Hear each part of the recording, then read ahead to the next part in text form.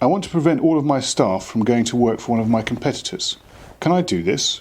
Well, the best way to protect your business against the threat of competition from departing employees, particularly those employees that may be leaving en masse in a team move, is by the use of well-drafted restrictive covenants. The first thing to remember is that any contractual term that restricts an employee's activities after their employment has come to an end is presumed to be void for being in restraint of trade and contrary to public policy. That is, unless the employer can show that it has a legitimate interest to protect and that the protection sought by the covenant goes no further than is reasonable. It's not enough to put covenants in your employment contracts simply to prevent your staff competing against you in the future. You have to have an interest to protect, and although the categories of what may potentially amount to a legitimate business interest are never closed, it's generally accepted that there's only three of them, namely trade secrets and confidential information, customer connections, and the stability of the workforce.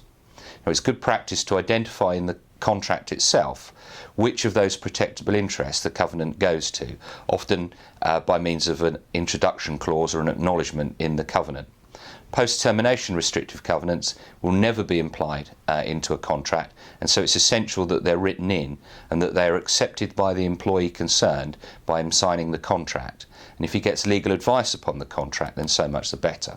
If you do not have restrictive covenants in your contracts at the moment and have legitimate concerns that you may be vulnerable to unfair competition if your employees leave, then it may not be too late. I've been involved in cases where employment contracts have been varied by having restrictive covenants included within them, provided there's a sound business reason for making the change, and even where the employees object. Now, restrictive covenants can vary in nature. Perhaps the most commonly encountered one is the non-solicitation covenant, where typically an employee may be restricted from approaching or enticing away customers that he has dealt with for his ex-employer for, say, a 6 or 12-month period. These are the least restrictive types of covenant and the most likely ones to be upheld by the courts.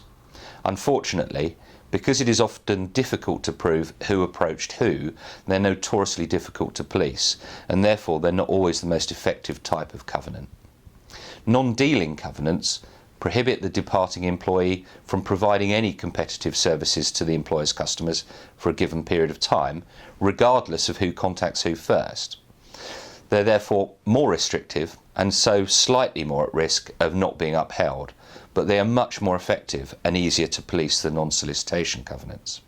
A well-tailored non-dealing covenant lasting for, say, between 6 or 12 months and limited only to those customers that the employee has had dealings with or knowledge of are, in my experience, more likely than not to be upheld by the courts. Similarly, covenants that prevent outgoing employees from poaching key members of the employer's staff, to the extent that they run for between 6 and 12 months, are also likely to be upheld. They're particularly effective in combating team moves, where typically a manager convinces the team working under him to move across to a competitor. The most draconian of all restraints is the non-competition covenant, which is considered the most powerful weapon in the employer's armoury.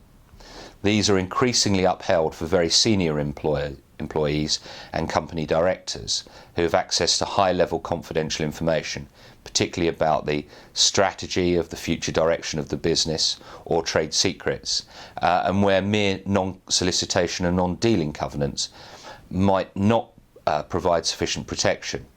It's crucial that these covenants are not drafted too widely, and they should be limited in time and, wherever possible, territorially. There should be some logic to the temporal and geographic limitations so that the employer can demonstrate that considerable thought has gone into the covenant and that it was necessary to protect a legitimate commercial interest of the business.